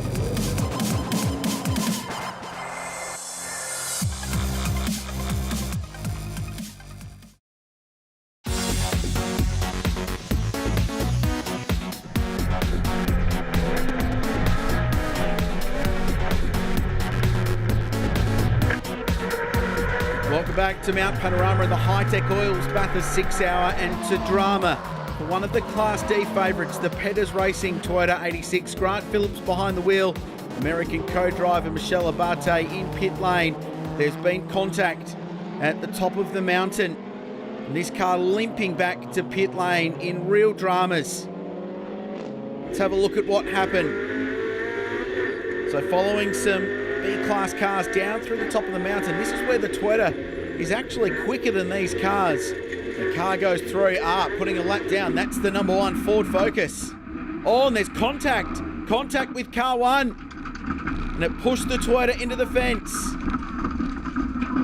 And a bit of contact with the number 1 Ford Focus. And that's a big drama, and that will end the hopes of this car to contend for victory in the race. 10 seconds, no. Smoke from the BMW. Let's just hope that's a tyre. All that hard work, and it is. It's a right front. You can see it off the rim. The problem is, it's happened at the start of the lap. They've got to limp their way back around for, well, 5.5 Ks now.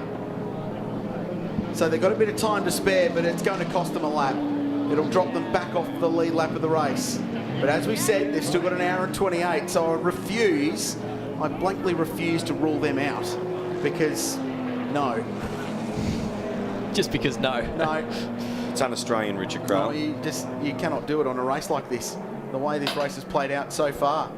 But, well, the up and down stories of this race continue, and the Sherrans have got dramas. We've got another car that's also smoking as well as it's making its way down the entrance to... Is this the Heath car? Yes, it is. Yeah. Lane. So they weren't leading their class. They're a little bit further down, actually.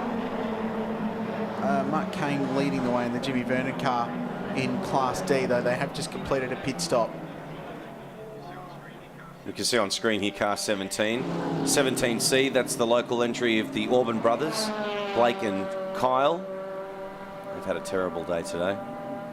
Well, when your steering wheel falls off, Benny, it's generally not great. The fact they could keep it out of the fence with that occurring is I mark that down as a win. You know, I reckon you'd go home from a day at Mount Panorama and go, well, my steering wheel fell off and kept it out of the wall and finished. Yeah, okay, solid. If the Sharon Rentals BMW, well, I mean, they're obviously going to have to pit right now. It's going to be literally right on the bubble, I reckon, to get them home. It's going to be right on the cusp. Well, they need caution. Yep. Crew are down here pushing car 52 so in Class D up the pit lane. So we didn't see, they dropped down the order quite significantly, didn't they? Because they made that second pit stop. Yes, correct. Yep. So by my maths, Chris Reeves, who currently leads Class D, so they've got 2 stops completed, so 1 more compulsory stop to go. That's exactly what he told me at the start of the day. We're not going to buy the safety cars. So they're going to do it on 3 stops. Again, that's how they won it last year. They did it on 3. Their rivals did it on 4. Garth Walton, the leading margin down to 6.3 seconds, so Chaz Mostyn has taken 4 seconds out of that race lead. Luke Searle still sits in 3rd place. He's 12 seconds behind Mostyn. Ben Porter, having been savagely attacked by a BMW for 4 laps and fending it off, sits in 4th place, and Mark Eddy remains P5 in the Audi TTRS, with Lee Burgess in 6th in the DPO BMW. James Abella still 7th in Subaru. Andrew Richmond 8th in that car. So the Andrew Richmond Carl Reimler car, they're still in this. They're a minute off the lead, but they're still on the lead lap with Carl Reimler to plug in, because Andrew's done a very studious job through the middle of this race. You'd think Carl will jump in at the end and bring that car home. So they're certainly not out of contention yet. This is in, absolutely bang on your numbers, Brian, comes car 45. So the leader's in pit lane for what we believe will be their last pit stop. They might be good to go right to the very end. 3.1 was the margin, so that puts Chaz Mostert on point once again in car number 1. And it becomes the 15th lead change of this race. A lot of them strategy induced, but it's a lead change nonetheless. So they'll fill that car up and they'll want to get it as full as they possibly can. But Craig's good to go with driving time towards the end. Certainly, all good to go. And now car 11, they were also getting to a window as well, so Jack Perkins will jump into that car now too. Let's bring you up to date with where the classes stand in this race. We know A1, we know A2. Invitational class is Bradley Zaka, continues to lead the way. They're 22nd outright in their AU Falcon saloon car. Rick Shaw still on point in Class C in the Mazda RX-8, and they're 12th outright. And Class D, Chris Reeves in car 3, as we mentioned, still with one stop to go, which they can take their own time for, be leading Class D. Sorry, I just got distracted because there was a Sharon BMW coming into pit lane again. So there was. Whether or not that was a scheduled pit stop or an unscheduled pit stop, we'll be finding out very shortly, no doubt. Well, I don't know if that makes it more or less interesting if they're going to be in the mix to win it or not, because it was certainly going to be interesting, but with the raw speed of that car, it was almost a case of how quickly would they get to the front. But certainly, clearly there's more dramas, and this is not a hurried, what's going on kind of pit stop. Diving inside, so maybe electronics, looking at ECU units. The Hollywood story we were hoping for is no longer, and it's not going to be for the 51 Daniel Flanagan Travel Aloof car either. That car coming to a slow halt and might have possibly found the tyre barrier somewhere around the track. It's Merrick Aloof behind the wheel, they're 39th. Merrick, I mean, not Trevor. Third in A2. So at least they'll get to pit lane. Last year in the race, everyone had dramas and got it back to the pits. This year, everyone's had dramas after the pits, and this might tell us as to why. So they're another victim of the elbow at the top of Mount Panorama. Much better now to have the tyres than just the concrete wall, which they used to have. But damage just for a brief kiss with the wall. I wonder if there was more earlier than that as the Sharons go into the garage. So after a brave fight back, it looks like the day might be over for the Sharon Rentals BMW, at least from any shot at contending for a victory. Because as the clock winds down, their shot of getting back towards the lead of this race continues to run out. Meanwhile, the battle for the lead. So this is a role reversal. Yeah. So Craig Baird now needs to stay on the lead lap because he's good to go to the end. The Ford Focus has got a stop to come, a stop of their own timing to get to the end of the motor race. And just in front of them was Beric Linton, who's in exactly the same position. But Baird would very much like to stay in front of Morecambe here because it'll just make their race a little bit easier towards the end to give them that track position they need and hold the charge of car number 1, who to me is increasingly looking like the favourites for this race. I don't know if you agree with me, Brian, but the way this race has come to those guys, especially in the second half, and the pace that car's got, with Chaz behind the wheel and trying to pass in ridiculous places that normally only Shane Van Gisbergen in a McLaren tries to go by. It's got speed to burn. They're looking good, aren't they? I mean, what's it going to be, though, is that it's going to be the transit time of 2 minutes and 30 seconds, basically. So that's going to be the margin that we'll have to look for once Chaz Mostert ultimately makes his final pit stop. He's good to go to the end. So, interesting portion of the race. Chaz Mostert, their last bit of that car, 3 hours and 51. We're now at 4 hours and 44. Chaz will be in that car. So they're going to run into the last hour of the race, aren't they? Yep. They can. They've got that flexibility, which means, I mean, if they didn't have to do a compulsory... I mean, if it wasn't the compulsory pit stop, they'd be absolute favourites because it'd be a short stop, throw the driver in. Or is Chaz going to go to the end, or is... Chaz should be able to go to the end. But it'll be 2 minutes 30. They're trying to find a way past that AMG, and that Focus has got grunt low down. We've talked about that all day. Struggling in the top end. Heard Nathan Morgan talking about that earlier in the race. Let me work on numbers for a moment. Do that. Morgan and Boston, I'll get back to you.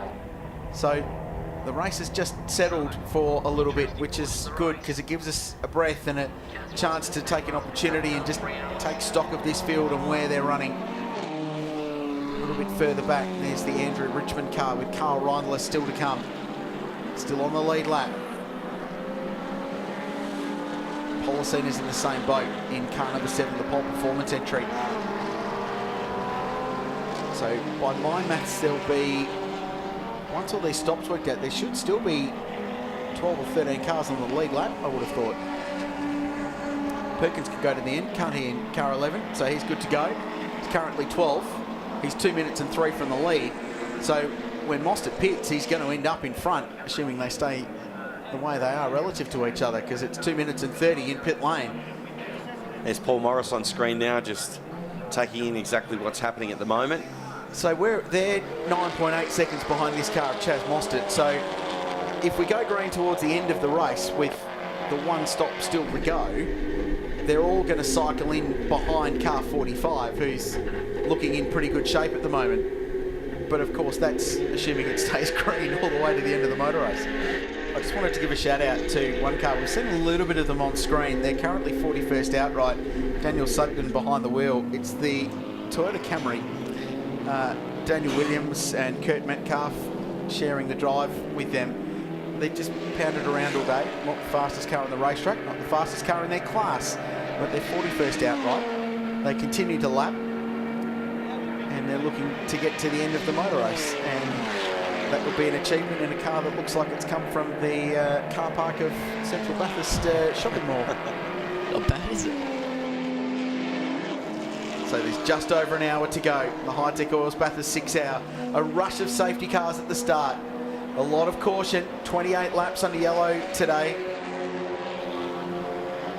And 10 safety car periods. But we've had a good green flag run, and in comes car number 1. Blazing through the pit entry. Safety car. There is 2. So safety car. Oh, you are joking. So they've timed that well. Now, what could that possibly be? That could be the most decisive moment of the motor race. And in comes car 62 as well. So Luke Searle brings his car into the lane. And there's a HSV with smoke everywhere getting the green light, but you can see it through the smoke plume. Oh, wow, he's got big dramas. Ben Porter's in the lane too. He was 3rd. So Baird will stay out, and this will help them for fuel economy as well, because they were going to be right on the edge with an hour and a half stint. But this will be good for them. So they'll pick up car 45. And as we predicted, we've got a motor race for the final hour. The A2 leader stopped on Mountain Straight was the reason for this safety car. Bit of angst down there. Something Did about you see get off the brake pedal. Oh, wow. You know why? Because it's properly burning. I think it might have seized it too. When you get that heat soak through and the expansion of the brake rotors, it runs so hot. And there is the Searle car. They look a little bit more relaxed than what's happening back down the lane. So it was car 4 that stopped. Jamie Hodgson has stopped on Mountain Straight. And Mostert out of pit lane now. And 2 minutes 36 in the lane. Where do they pull out in relation to Craig Baird? This is also on top of the circuit too. So Baird's yet to cross the control line and pick up the safety car. So Mostert, they've got out in front. Rollsy. I'm with Bob Riley, team manager for car number 1. There's a lot of smoke there. Was that a scheduled pit stop? Yes, it was a scheduled pit stop. Just fuel and tyres to the end, but one of the little brake ducts just ignited due to the heat. So the boys just hit it with a fire extinguisher and right to go. Where there's smoke, there's normally fire, and there was a lot of smoke there. Yeah, there was a lot of smoke, but the plastic does create a lot of smoke. So it's fine. Everything's good. So does the car and Chaz have what it takes to win this race? Certainly, both do. Yes, certainly. And what are the instructions now for him to bring it home? Well, that'll depend on what happens with the other competitors, but we'll just drive it as hard as we can to make sure we win. Good luck. Thank you. Well, the cagey Bob Riley, he's not saying much there, but I think he feels reasonably confident about where this car is at. We'll find out. We're going to take a break, come back with more action for the Hi-Tec Oils Bathurst 6 Hour right after this.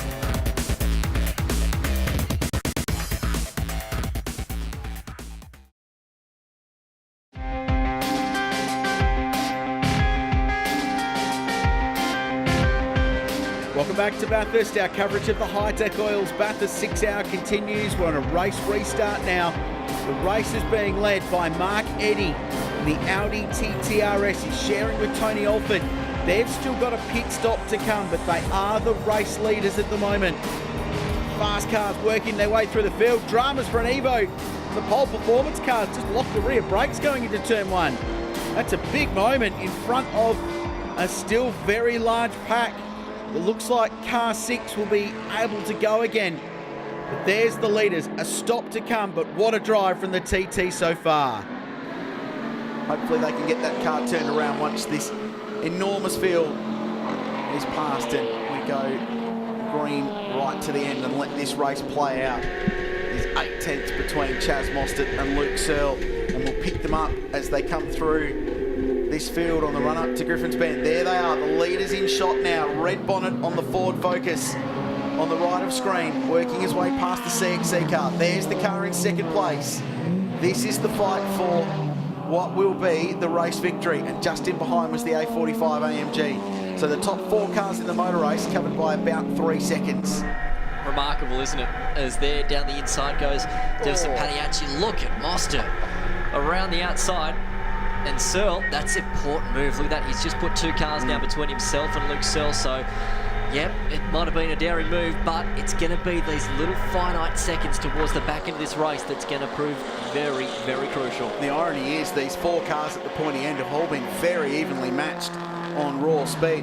The fastest of the lot of them is probably the car that's going to end up in a net 5th place, which is Carl Reindler in the Andrew Richmond CXC Global Racing Evo Lancer. His fastest lap of the race is a 26.9. The cars in front of him, 28s and 27s. Mostert's done a 27.2. Eddie, the race leader, a 28.6, doesn't have that raw speed. Mark Eddy's pushing on this lap at the moment. Personal best of the first sector and the second sector as well. So look for that 227.6 to be lowered this time by, as he'll be pounding down Conroy Straight at the moment and not too far away from coming down into Henkel Tyres Murray's Corner. I'm sure Mark Eddy's teammate from last year, Francois Joy, will be watching on. They won their class in a Renault. They've raced a lot together, those two, in the production car ranks over the years. And in pit lane comes the race leader. So Mark Eddy, after one of his better drives that I've witnessed in his career, he's succeeded in motor racing, has Mark. He pulls the Network Clothing Audi into the lane from the lead, which is now inherited by Chaz Mostert. And it'll be Tony Alford who jumps in the TTRS for the run to the flag. What a superb performance by these guys today. One of the drives today, you've got to say, for Mark Eddy, a tremendous stint. Speaking of drives of the day, this wouldn't be too far either for Carl Reindler. I mean, they're still gone from 59th to 5th, but wouldn't they love just 1 or 2 more spots and spray some champagne on that Bathurst podium? It's funny, I was talking to a couple of people. No, he doesn't. Reindler up the inside at the cutting. That's enormous, and he gets through. There's a big slide on the exit. There might have been some paint exchange, but Reindler goes past Craig Baird, and is that a redress? Yes, it is. Lets Baird past. So they swap positions over and under again, and it's broken. Reindler's car's got damage, so he collected the Merc as he went through, and the Mitsubishi's got damage, and he'll have to limp it back to pit lane. He's got a tyre down. And this is the thing, because the Merc's got good straight line, Carl has to take a risk to pass him in a slow corner where the Evo's stronger, so he dove up the inside of the cutting. Craig saw him coming, gave him room, and we don't know what happened mid-corner, but yeah, there was fisticuffs. There was contact. The mirror on the left-hand side of the Merc's pointing in the wrong way. So no doubt they touched there. Craig gave him racing room. A pass there is a big thing to do, put it that way. 33 minutes to go in the Hi-Tec Oils Bathurst 6 Hour. We saw them throw new hand-cooked tyres at the DPO Ford at their last pit stop. So rubber's not a concern. Reindler's in pit lane. He'll need new rubber on that car. And we'll try and get out on the lead lap and at least get that car to the finish after an amazing fight back today. But we have got a motor race on. It's between Chaz Mostert, the defending champion of this race, and Luke Searle, a guy who's been racing for a long time through the Super Touring days. Hugely talented racing car driver, but looking for the biggest win in his career with a teammate who's won the 1000 and who's won the 12 out, and looking for a 6-hour win to add to his remarkable CV. Nothing between BMW and Ford at the pointy end of the race. And another Bathurst Enduro comes down to the final stanza. This is for the lead of the race. Couldn't stop that car any harder. Chaz Mostert is driving the wheels off this Ford, but at the moment it looks like the BMW is faster. 31 to go. Just using that back marker car to his advantage there. He was waving them through, but that's given just a little bit more of a gap to Chaz Mostert as they go back up the mountain again. Wow, huge explosion on pit straight under the Hi-Tec Oils bridge. It'll definitely be a safety car. It's Craig Baird. An enormous fire. The car's exploded. Baird's got to get out of there. That's a very, very big detonation. There's still flames licking at that car. Craig's out. He's okay. My goodness, that is huge. Massive detonation. I think he's been off the road. I think it had exploded running down into Hankook Tyres corner, and we'll have a safety car with 20 minutes to go. Yep, safety car. But that was an enormous fire. Craig's out, he's all right. The car just pulled off to the side of the road. But there was smoke down by the tyre bundles down at Hankook Turn at Murray's, and I think that car was off in the gravel trap before it ended up there. But it was an enormous plume of smoke out the back of the AMG. We'll show you that now. So down into Hankook Turn, watch the silver car under brakes, following the top of the screen. Now, huge detonation, so the car doesn't stop, so it's launched an engine. It gets the thing turned in. No, it didn't run off in the gravel trap, it was just the smoke plume managed to end up there. I mean, that's like a smoke screen from one of the old Batman movies, isn't it? That's extraordinary. And then watch the flame. When he gets the car stopped, and great presence of mind from Beardo to get the car pulled driver's right out of harm's way, because if you're behind that, you have no idea what's in front of you. And then a huge plume of smoke, and they've got that car out. The fire stopped. The Fireys did a great job to get on that as quickly as they possibly could as well, and it's probably a good spot to actually pull that car up because it's right underneath the flag marshal's point there on the main straight. But dear oh dear, that's probably up there with one of the biggest fires, unfortunately, we've seen up here at Mount Panorama. Rosie? Garth Walden, that was a horrible incident there. Is he okay? Yeah, mate. The main thing is Craig's out and he's okay. I saw him jump out of the car, so just disappointing, mate, for everyone involved, the whole team, and Craig was doing a great job. I feel sorry for Ron watching him back at home, but it is what it is. Do you know what happened?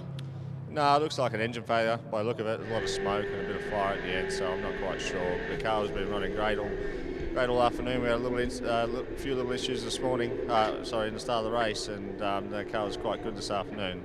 And yeah, we're just hoping to bring it home. Well, that's motorsport. I'm sure he'll be back to fight another race, so let's hope he's okay when he comes in. Yeah, cheers, mate. What a motor race. What a day. Under the Hitachi Bridge. Ford Focus RS versus BMW M135. Don't worry about the lap cars. It's just these two now. They've got Bathurst to themselves to fight it out for the Hi-Tec Oils Bathurst 6 Hour. It's a brilliant restart from Luke Searle. Mostert has to defend straight away. Move to the middle of the road. They'll turn into turn one. Trying to feel the tyre pressure in the Hankooks. Searle using all of the road at Hell Corner. And up the hill they go. That's the DPO squad watching on. Mostert on the inside of the racetrack. He's got a BMW in his tow. Luke needs to be smart about this. You've got time and you've got clear racetrack. And you know you're better down Conrod. Griffin's Bend. Let's see what Mostert does across the top. Nothing short of spectacular across there today. the liberties he's taking with lap cars paid off before. It got him margin. It won't help him now. We know the Focus is better across there, but we know the BMW coming down the hill will be stronger. Searle was using all the exit road then coming out of the cutting, and he used it as well coming out of Griffin's Bend. You can see though, this is where Chaz Mostert is going to make up his time. You watch him going over at the top into McPhillip. It's going to be sideways. You betcha, there it is. He tips it in, the left-hander. He'll use a bit of exit ripple strip here, and that margin is now starting to expand, as you would expect, as they come down the hill once again. The worst cutaway in history. The teams hate that. They absolutely hate it. We love it. Entertaining for us. Oh, gee, Luke just got the thing stopped into the dipper there. It looked like he understeered a bit. Mostert pulling away, Brian. He's not going to be close enough, is he? By the time they get down to the chase, the Focus is too good going across the top of Mount Panorama. It's just that commitment he's got across there. The way that car is hooked up. Out of the elbow they go. Let's watch down Conrod. The BMW is a couple of k's an hour quicker in a straight line, but Mostert may have just broken the back of this race by being the most committed he's ever been across the top of the mountain. There's 8 minutes and 45 seconds to go. And the defending champions have found themselves back in front from one of the teams that have supported production car racing for a very long time, the Rochelle Express crew out of Newcastle. They're P2. Mostert with a little bit of breathing room.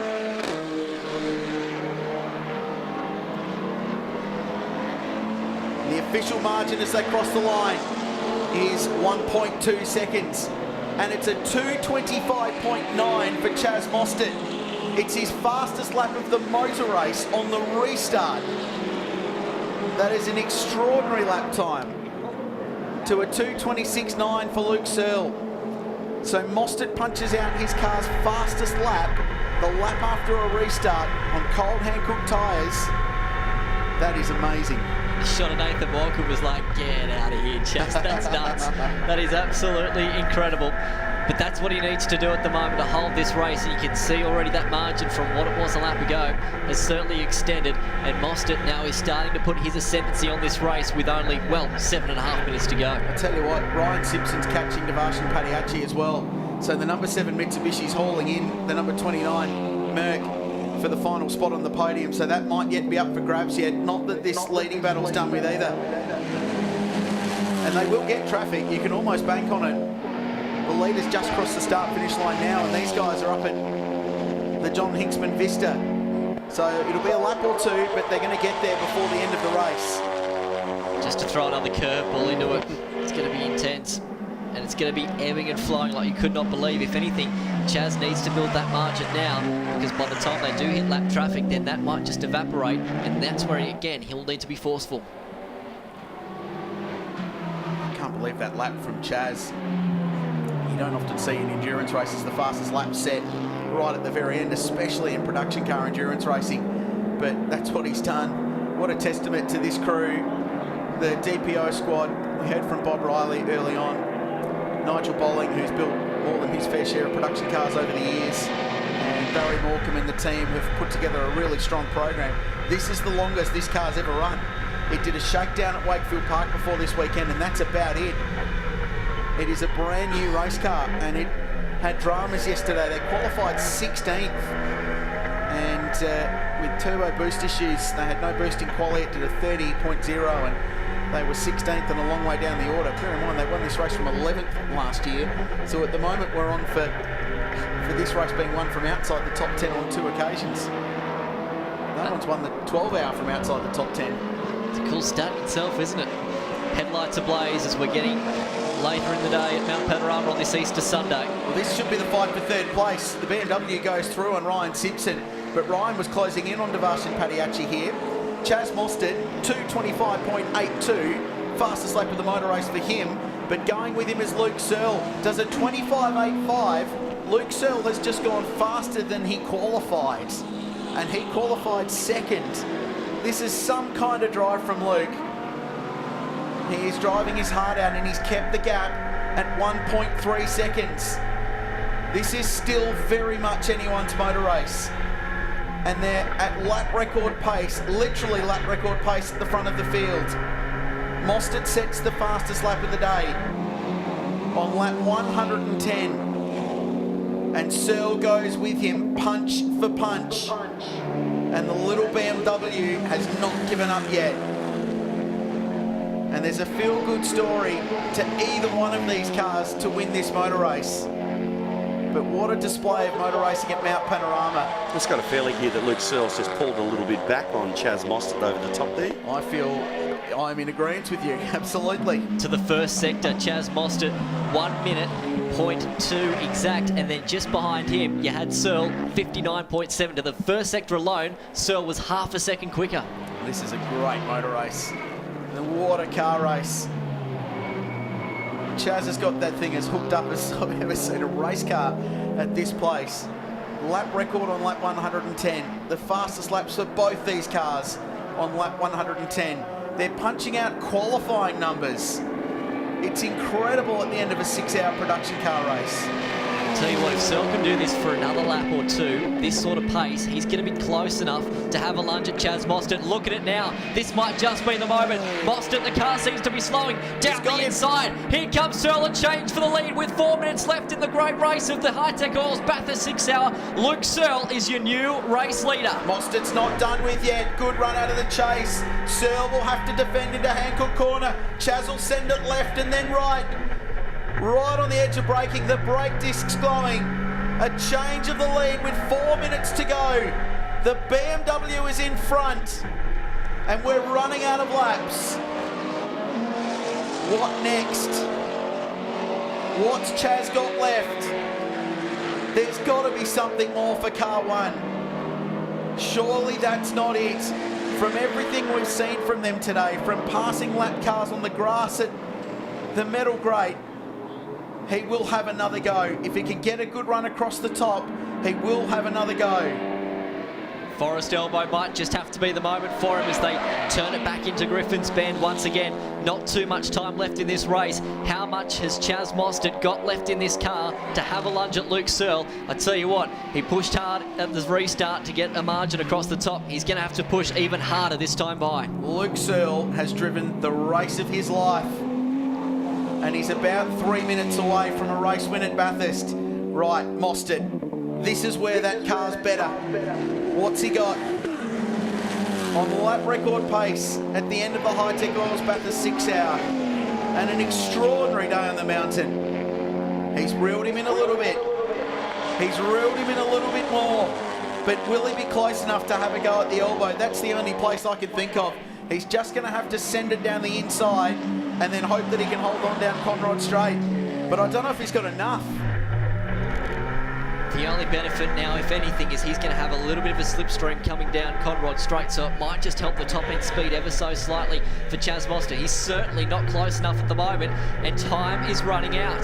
Chaz Mostert has led this race for the second half pretty well much, but with 4 minutes left to go, unfortunately, it's not within the ballpark for them right now. I'm wondering if something's happened to that car. It's just seemed to be losing speed as it goes down Mountain Straight. Obviously, the Beamer is quicker.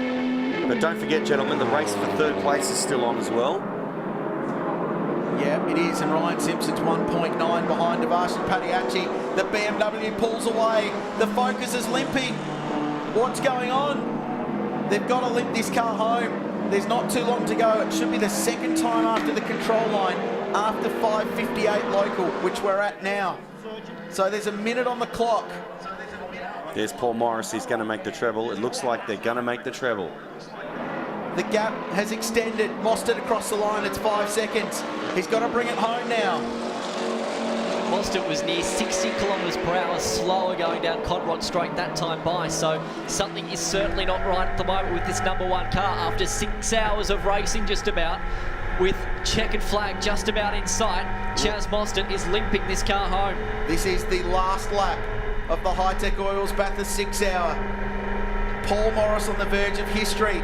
Mostert limping home. 2:31.3 last time round. Dare I say this is maybe a fuel conservation issue? Maybe they are out of fuel. That's a good point, Benny. Hadn't thought of that. And if so, on the last lap of another endurance race here at Mount Panorama. Or it could be a result of punching out a lap record on the 110th lap of what's going to be a 113 lap motor race. Last lap of the Hi-Tec Oils Bathurst 6 Hour, and it's been amazing. And this little team, the Rochelle Express team, they've been racing BMWs for as long as I've been watching car racing. Back in the Super Touring days, Luke Searle would never qualify on a Saturday and would rock up on Sunday and start from the back of the field as a young guy and race his way to the front of the Independence Cup in that category. They've moved to production cars and they've raced sporadically, but nothing like this has come their way. And Paul Morris won the Super Cheap Auto Bathurst 1000 when we thought it would never be a thing, with Chaz Mostert in 14. He's won the 12 Hour, and he's about to add a Hi-Tec Oils Bathurst 6 Hour and be the first ever to sweep the major endurance races at Mount Panorama. The BMW heads down Conrod. There's the focus. And it's been an amazing day. And this is third place. That's for the final spot on the podium. Ryan Simpson throwing everything he can at the AMG. But the leader will be soon to the checkered flag for Luke Searle and Paul Morris and the Rochelle Express team. An unlikely result, but what a welcome winner. Luke Searle and Paul Morris win the Hi-Tec Oils Bathurst 6 Hour with a pass for the lead in the final 5 minutes. And that man has won the Bathurst Triple. And that is a great motor race. What an effort, Paul Morris. There he is on screen. Just loving every minute of this one. I tell you what, there's probably a fair bit of emotion attached to that one as well, because for him, this is a remarkable victory. Its place has bitten him for year after years, and now all of a sudden he's got a couple of Bathurst wins to his name. An incredible drive. The Antunes Salmon Mercedes-Benz makes it home. There's the James Abella Cameron Hill Subaru that makes it to the finish just inside the top 10. Little Alpha got home as well, which is great to see. They preserved along all day. There's Brian Walden. Looks like if the rumours are true, he'll hang up the helmet after today. He'll do it with a class victory. The mighty Commodore makes it home. That's a great result. There's the Rob Rubis Todd Hazelwood car, Class C winners in this race. Outstanding performance from them. Those little BMWs, they've been around a little while, but man, do they just keep going and going. Let's go down to pit lane. Here's Rollsies talking to the winner, Paul Morris. Paul, you look ecstatic. Congratulations, 6 Hour winner with Luke Searle. How are you feeling?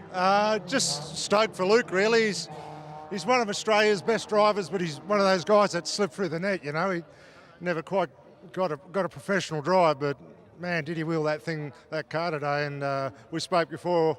You asked me, is he the right guy to have it in the car at the end of the day? And you just saw he was, for sure.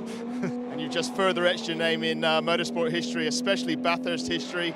That is the Bathurst Endurance three-peat. Yeah, it's awesome. I can't believe it's good. So, and just, you know, great place to come and race, and great bunch of guys. Look, all volunteers here. And to be able to put a bunch of guys together and work together as a team. Everyone's got day jobs, and you come here and win a car race like this. It's pretty cool. So let's recap the final results of the Hi-Tec Oils Bathurst 6 Hour. It's the Searle and Morris BMW. Morecambe and Mostert defend their win with second place. Policena and Simpson on the podium in controversial circumstances. Then the BMW, a couple of Mitsubishis, the Alford Eddie TT, a lap behind in the end, but they led the race in the closing stages, which was an outstanding result. And the class fights all the way throughout.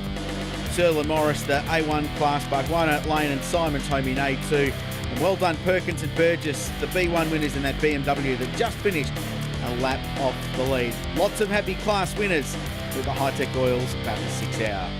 It's time to go to that famous Bathurst podium. Here's Brian van der Wacker to introduce our winners. Let's get it underway with your third place outright and also in A1. How about it for car number 7, Jim Policena and Ryan Simpson? Congratulations. Thank you very much.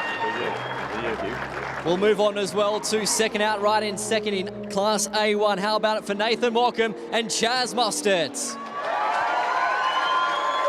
How about it though? Save the applause. Here we are for the outright winners of the 2017 Hi-Tec Oils Bathurst 6 Hour, Luke Searle and Paul Morris.